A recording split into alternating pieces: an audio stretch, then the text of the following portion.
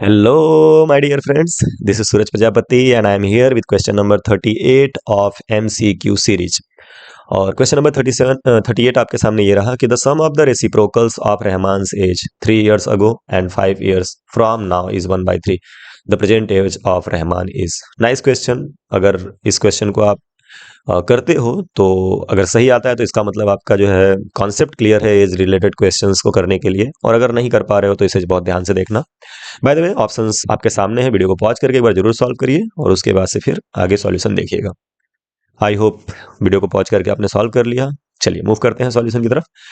तो कह रहा है प्रेजेंट एज क्या होगा रहमान का अगर the sum of the reciprocals of Rahman age 3 years ago and 5 years from now is 1/3. Okay, reciprocals लेने हैं. किसके लेने हैं? Rahman age 3 years ago and 5 years from now.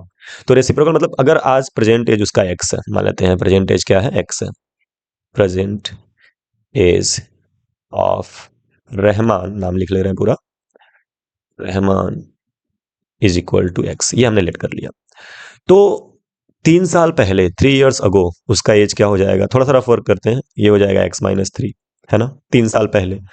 और आज से 5 साल बाद, है ना, 5 years फ्रॉम नाउ, 5 साल बाद क्या हो जाएगा? x+5. उसके जो एज होंगे यही होंगे. और इनका रेसिप्रोकल मतलब 1/, और 1/, लगा देंगे. समझ रहे हो? मतलब 3 साल पहले x-3, 5 साल बाद x+5, और इन दोनों के रेसिप्रोकल का सम ये आ रहा है कितना? 1/3. Right, 1/3. That is the solution. मतलब इक्वेशन, जो सॉल्यूशन आपको करना है उसका इक्वेशन हो गया ये. अब इसको आप सॉल्व कर लीजिए, that will be your answer. तो यहाँ पे क्रॉस मल्टीप्लाई होगा तो ये हो जाएगा x+5 एंड प्लस x-3, और यहाँ नीचे मल्टीप्लाई हो जाएगा x-3 मल्टीप्लाइड बाई x+5, और ये इक्वल टू हो गया 1/3. Now just solve it. तो ये आप देख सकते हो, ये 5-3 2 हो जाएगा. तो x, ये x है और ये x है, x प्लस x मिल करके हो गया 2x, और 5-3 इज 2.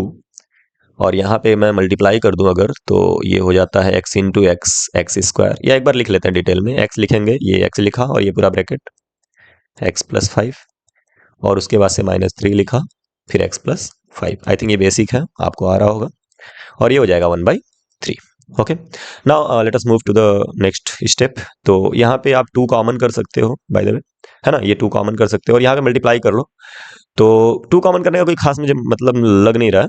ठीक है, जरूरत के हिसाब से देखा जाएगा. फिलहाल यहाँ नीचे मल्टीप्लाई करेंगे, ऊपर वैसे ही रहने देते हैं. तो हो जाएगा 2x प्लस 2 अपॉन, यहाँ पे आप मल्टीप्लाई करोगे तो x इंटू x² और फिर 5 into x 5x, and again -3 into x -3x, and minus plus minus 15, and that is equal to 1/3.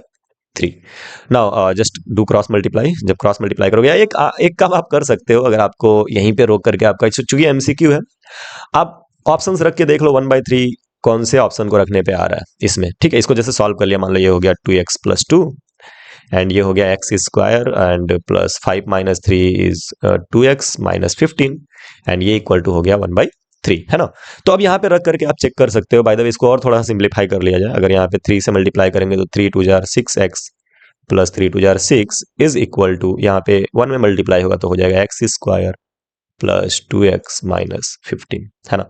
अब इन सबको उधर भेजो तो इस तरफ बचा 0, और इधर हो जाएगा x² plus 2x minus 15 minus 6x plus -6, ये प्लस 6x माइनस 6x हो जाएगा, प्लस 6 माइनस 6 हो जाएगा. ओके, ना इसको थोड़ा सा 0 को उस तरफ लिखेंगे, है ना, इधर अच्छा नहीं लगता देखने में. तो हो जाएगा x², और ये देखो ये 2x और माइनस 6x, तो ये हो जाएगा -4x, एंड -15 -6 दोनों नेगेटिव है, -15 -6 तो ऐड हो जाएंगे, तो ये हो जाएगा -21, और ये इक्वल टू हो जाएगा 0.